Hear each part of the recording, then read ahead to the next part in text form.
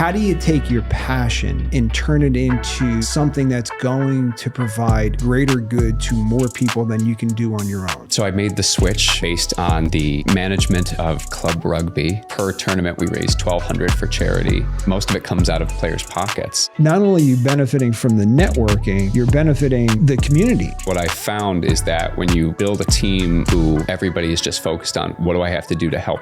Boy, no egos, and you win well. Each financial decision is not in a silo by itself. It has to be looked at and how it relates to something else in your plan. And most people are not looking at the big picture.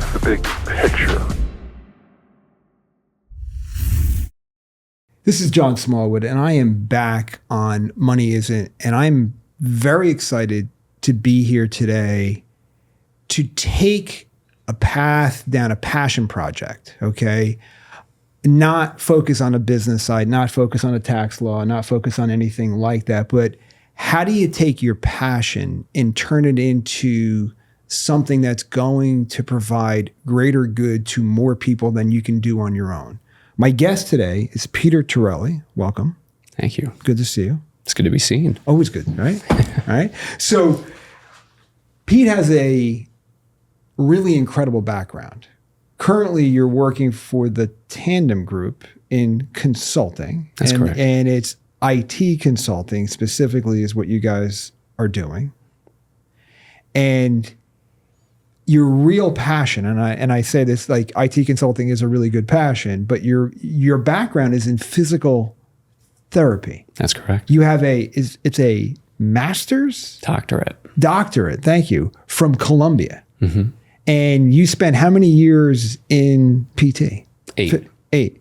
And you worked with all different types of people that experience all different injuries and disabilities. And one of the things that we were talking about before we came on was a disability awareness month, right? Yeah. Just tell me, like, how you got involved in that, which I can understand from what you do, but like, tell me what you were doing there for a second. Sure. It's a little bit of a long-winded story, so I'll try and give you as much of the Reader's Digest version as I can. But when I came out of physical therapy, because we live in a wonderful area that also has a high cost of living associated with it, two individuals working in healthcare. My wife's a mental health therapist. Right. It just wasn't going to cut it if I wanted to pay for the kids' college education and still have a semblance of a quality of life, go after the American dream of having the nice house with the picket fence, all of that stuff. And so I made the switch based on some moves I had made in the management of club rugby. Yeah. And it had given me some life skills and project management, stakeholder management. And you're the president of Monmouth Rugby. Yeah, that was my former title before we re-architected the whole organization so that it runs a little bit more efficiently in siloed buckets. Oddly enough, when my now boss came up to me at one of the AGMs, he had said, "That's one of the better AGMs we've run in a while. Are you a project manager?" I said, "No, a physical therapist." And he goes, "That's weird." and he just kind of left, and that was the end of it. And we had like a couple phone calls that he'd give me a scenario, and then he'd have to go because he was in consulting, so I'm sure somebody else was on the call. Sure. And slowly but surely, he was like, "Hey, I think there's a job for you in this. You're a network builder. You love communicating with people. You love making sure that you get them what you've promised to get them, and you move stuff out of the way to make sure that it happens. I think you should join a staffing firm. It's all about relationships. It's all about delivery." I go, "Okay, know nothing about it. Do a little bit of research and do the interviews. They take a look at who I know, how am I connected, how would I approach them, a lot of if this, then that." Yeah, right.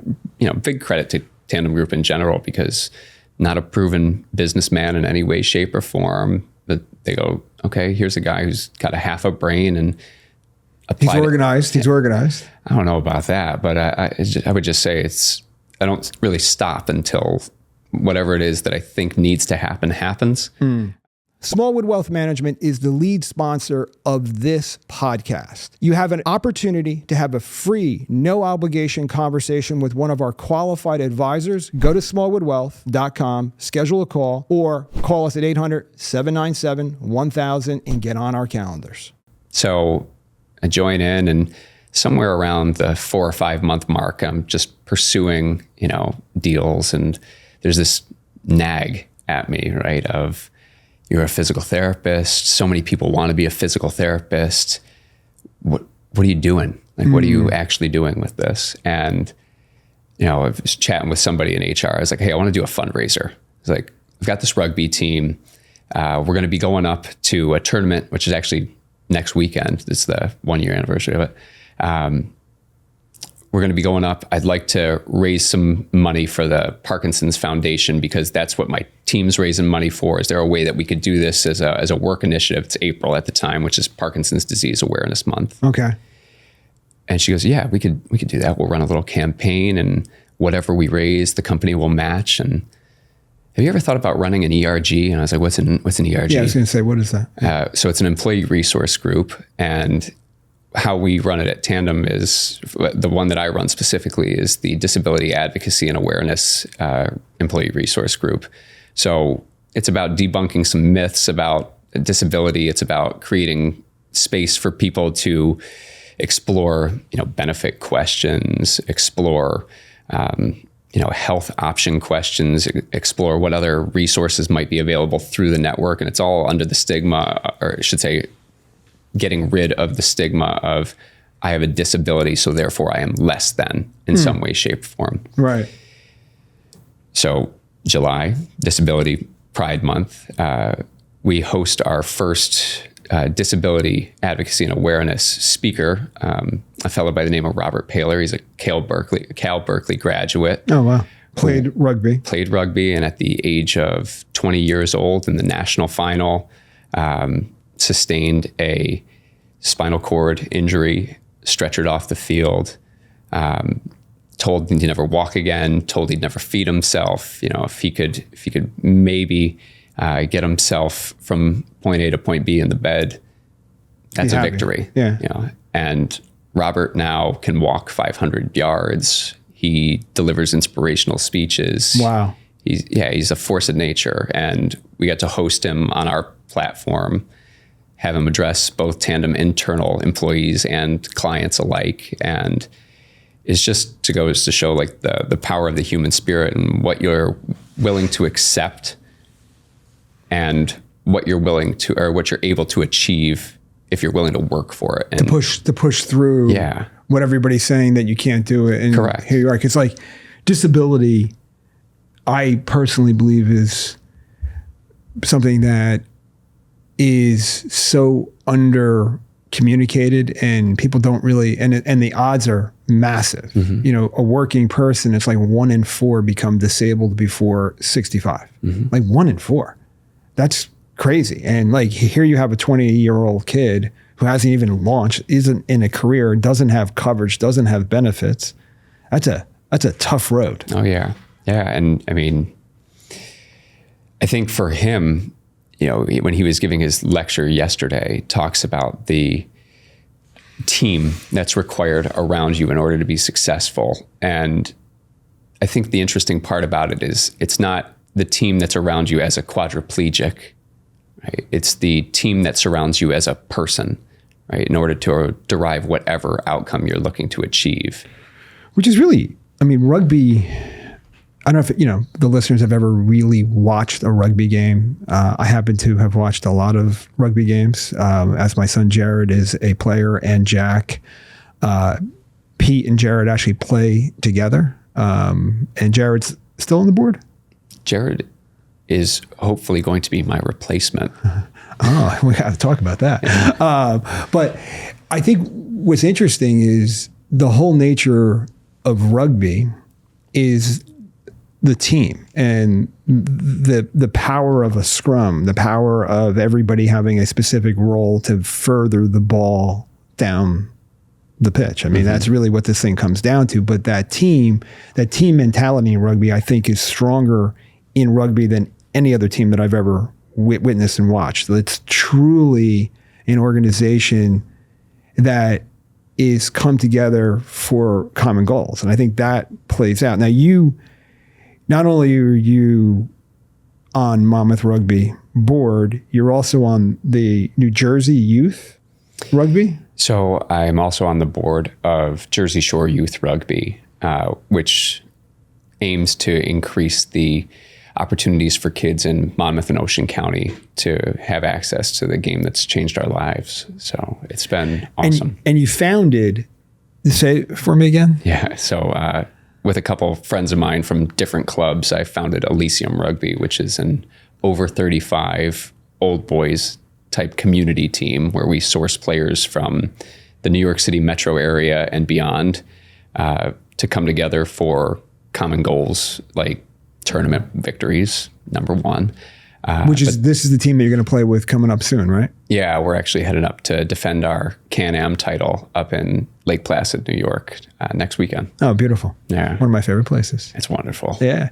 So you found this organization. The name of it has a connection to Greek mythology. Yeah. I just got back from Greece. So help me understand what that connection is and why this organization is named that, and what it's, not only is it bringing together the 35 plus people to play, there's a bigger purpose.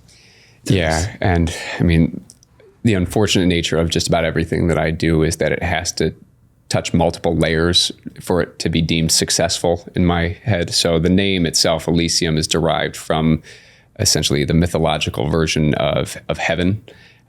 It's where heroes get to spend their eternity for a life well lived. Okay. And the idea for guys over the age of 35 is that you get invited to play based on who you were in the build up to your retirement from competitive rugby. So, and it's not necessarily guys going, pick me, put my hand up, I'm so great, look at all my highlights, I've got professional contracts. It's, I want to know what your people have to say about you, right? Are they the type that's going to, give up time to raise money for charity, which is one of our major efforts. Right. Our philanthropic arm is kind of the whole premise. It's what allows me to not have so much guilt about going away to Savannah or to Lake Placid or to Chicago for a match, because we're doing it for the kids, honey, right? Like there's that little bit. But right, you're raising money for the kids. Yeah. You're raising money for different organizations. But you're connecting people to something that's bigger than just the game. Correct. And I think when you find your proverbial community, like in small pockets, you're not going to necessarily find folks that think, act, and do the way that you will. But I can't remember which professional wrestler it was. It might have been Macho Man Randy Savage, who used to say the cream rises to the top. Yeah. And you get to see that in the rugby community. It's this game that rewards longevity. It rewards taking care of yourself. It rewards taking care of your teammates, taking care of your club. And there's just so much opportunity that I think comes from it. And a lot of the times these guys go uncelebrated, right? It's the running joke that a couple old boys at our club have is it's like, yeah, it's always 5 guys doing the work for like 100 people. And it's like, well, where's the reprieve for those 5 guys? When did they get to act like the rest of them? And my thought was, here, this is where they get to do that. Yeah. And I think there's, what I see in what you've created here with this organization is that I think, here's your passion, right? It is rugby. Like you literally love the game more than most people that I've ever met. Like it is, you bleed the colors of the game, but you're taking your passion and you're turning it into something bigger that, giving you the permission to go raise money for children, to get youth started in rugby. But the power of rugby, you were mentioning something earlier before we started to actually talk about a comment from somebody about rugby. And I forget what that was, but it was really powerful. Oh, there's a lot that I have for the game itself. There's one that's always stuck with me. It's like basketball is a game that the 2 best players from each team shape the entire outcome of the game. Whereas in rugby, it's your 3 least skilled players that often determine the outcome. So just by the nature of the way in which the game is designed, it's meant to have a strong team from your top player to the last person that's on that starting roster. And now in the modern era, there's even more incentive because the bench becomes even more important. So it's not just your starters who matter, it's also who comes on to finish the game to replace them. So the idea of having a completely balanced team, it's paramount, right? And that, rugby has all shapes and sizes. I mean, I'm obviously not a big behemoth of a man. I'm not a behemoth of anything in any capacity at 5'9", 170 pounds. Yeah, right. And yet I've been able to play for 18 years because I've always been able to fill a role and do my job. And, I was never going to be a superstar. I was never going to make the U.S. Eagles, but I was also never going to let you down either. And what I found is that when you put a team of role players together who everybody is just focused on, what do I have to do to help the team? Boy, no egos, and you win, and you win well. And I think what's, when you think about football and you compare football or basketball to rugby, the game never stops. There's no whistle. Like, there are literally people getting hurt and the game is going on around it. They're like, we're not stopping this game. So like that, and once you come out of the game, you can't go back in. So that's where this secondary line, that team member needs to be, at some point somebody's got to come out because they are gassed. Because I think the average person runs like 8 miles during a game or something like that, 7 miles? Depending on position, it can be anywhere from like 5 to 8. Yeah. And the referee's running the same thing. So the referee's got to be the most thankless job in the whole game as well. But I think what came out of this, and one of the reasons I wanted to have you on as a guest, my intrigue was here you are, you've left one career, you've gone to the other career, you're in this multiple rugby organizations, you form this new project, but the purpose of it, the outcome of it is to really help children. But in this higher level team, the passion comes together for, 20, 30, 40 people coming together to say, we want to make a difference in our players, in our community, in our broader community. And not only are you benefiting from the networking, you're benefiting, the community is benefiting from this. And I think if people really were able to step back and look at how powerful a community is, and that you can't do things by yourself, it does require a team. In golf, you could do things solo, but the really good golfers have really good caddies. And then there's multiple coaches that you don't see, that are here, from the fitness to the swing coach, to the mindset coach, to the, all these different players that are allowing that person to shine in their current opportunities. And I think what I've seen is the elevation in business. If somebody knows that you're a rugby player and that you played collegiately or you played, on the side, I think it elevates you. I think it gives you because most people are scared of it. They're like, oh, that's a really tough thing. And we talked about it, an injury with a spinal cord injury, but actually rugby doesn't have the same level of, concussions as other sports. Like, it's actually lower than you would expect. Yeah. I mean, somebody, I can't remember who it was that said this. It's like a rugby tackle is a more pure form of a tackle because you're not surrounded by pads, right? Whereas when you're throwing your body into somebody, not particularly me, but when somebody is throwing themselves completely into a tackle, their shoulder takes the full hit of it into whatever it impacts, right? So you're a little bit more judicious about how you utilize it, as opposed to you put yourself in essentially, tons of pads, hardware. You might run full tilt into a brick wall, thinking these pads are going to save me. Well, your brain doesn't know the difference between that and a car crash. Correct. So form tackles, I mean, you see the NFL is actually starting to bring in rugby players and rugby coaches in order to teach them how to form tackle. And they're hoping for a little bit of longevity out of those guys, I think, because they're pretty expensive assets and liabilities. They sure are.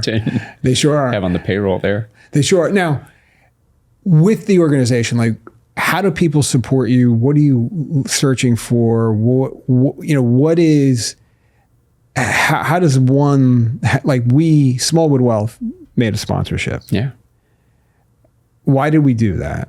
And what's our benefit? I'd have to ask you why you did it. Well, there's obvious reasons that I did it, but I want you to frame it in your words. Like, what did we impact? So the way in which Elysium Rugby generates its revenue for operational purposes and charity purposes is namely through the pockets of its players. Right.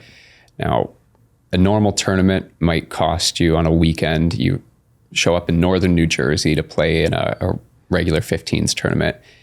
Probably costs $350 for the tournament. And then you divide that cost between however many players you choose to bring. Right.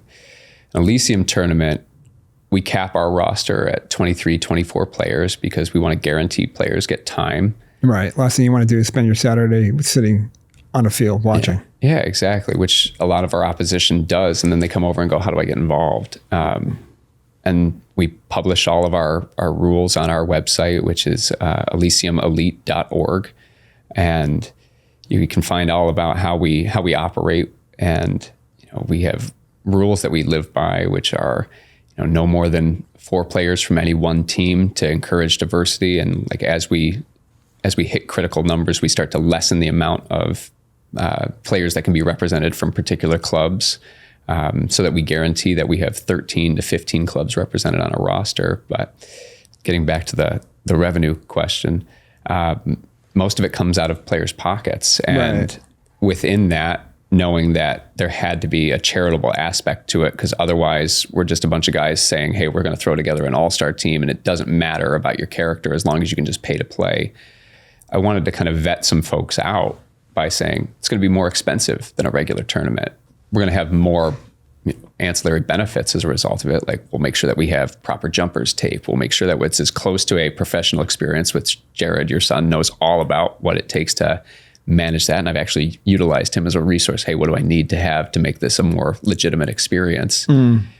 But the operating cost is often shunted onto the players to do that. And these guys are more than willing to do that, knowing full well that they're going to get a great experience out of it. They're going to play with guys that take it as seriously as they do. They're going to show up fit and in shape because everybody's showing up fit and in shape. And at the end of it all, right, per tournament, we raise $1,200 for charity. And then we look at some of our other avenues, which is our networking events. We run 4 in the city per year.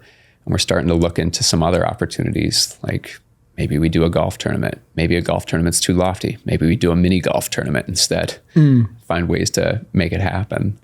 Yeah. And that it's the network of putting like-minded people together for a purpose that is bringing people to this organization. And people are saying, I want to come play with this group. It's not in essence an all-star team, but it's a team of people with an elite mindset that want to make a difference. They just don't want to go out and crush. They want to make an impact. Yeah. That's really interesting to me. Yeah. I'll be honest with you, there was a little bit of spite that came in the formation of the team as well. The year before, I'd gone up and played against a team that, we'll put it this way.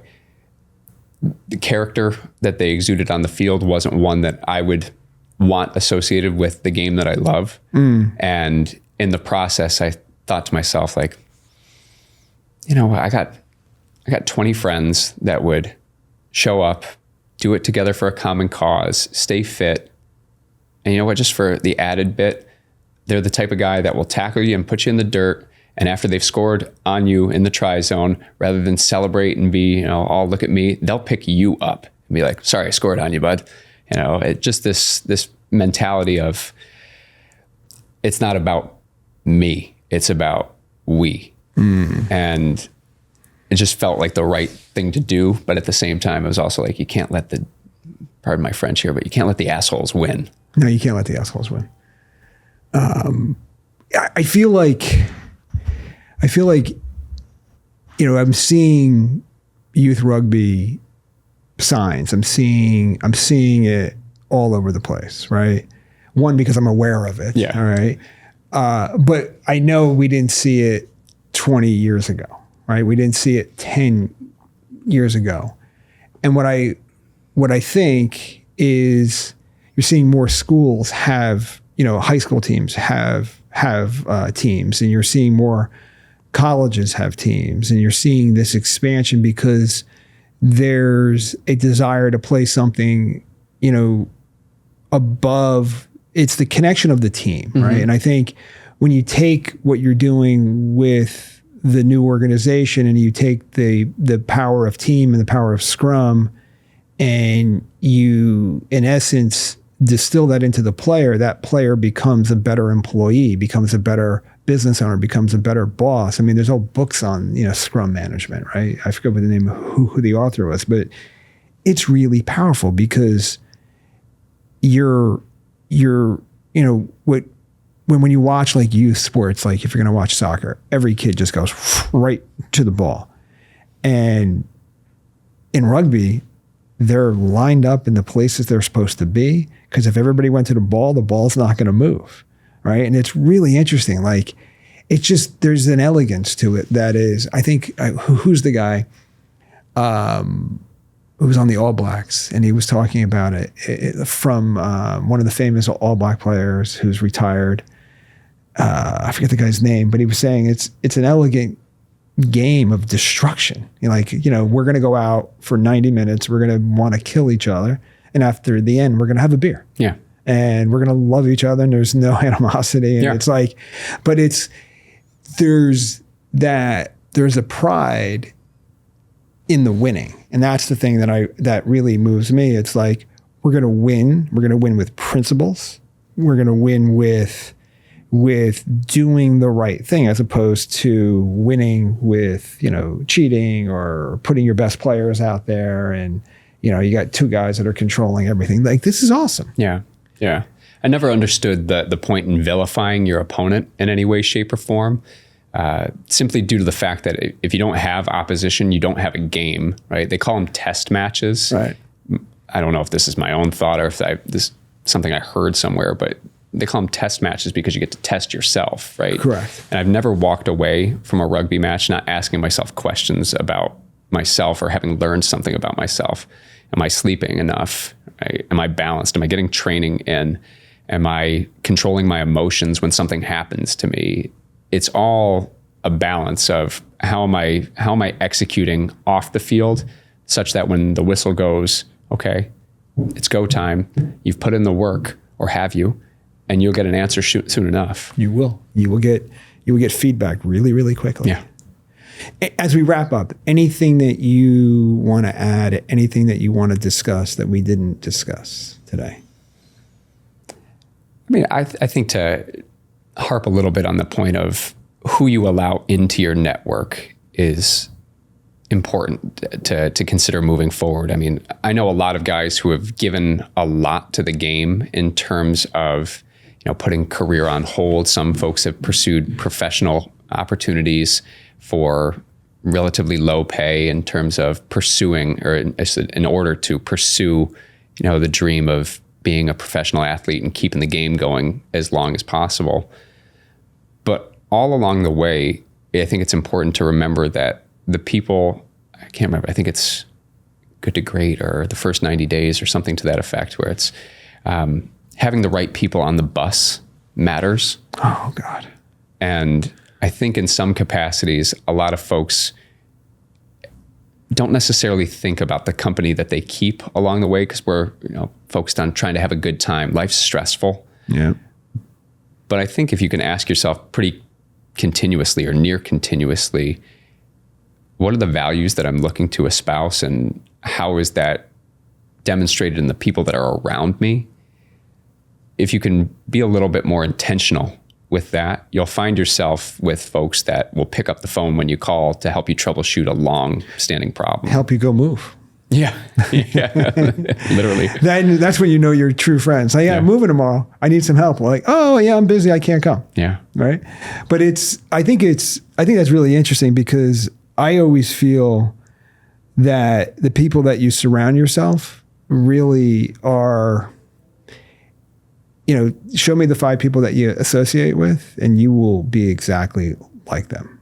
And you may or may not want to be like them. Yeah. Right. And and I'm not saying you need to reject people and get rid of people, but if you really want to elevate your game, whether it's your business game, your fitness game, your personal game, your relationship game, you've got to surround yourself with the best people, because you're not going to get there without the team. Oh yeah. And that's the thing that I keep coming back to is, Smallwood Wealth.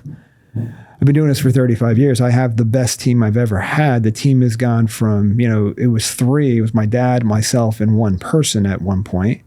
And now we're 17 people. And Dad's awesome. No longer here. So it's like that team is really an incredible thing when everybody can come together and actually move the ball where they're supposed to move the ball, to tee it up, to get it to the next person, to do that role. And they understand their role. Then you have power. Yeah. And that's really, so I really appreciate this conversation today. And I want to make sure that people say the website again. Sure. So it's elysiumelite.org. And it's ELYSIUM elite.org. That's it.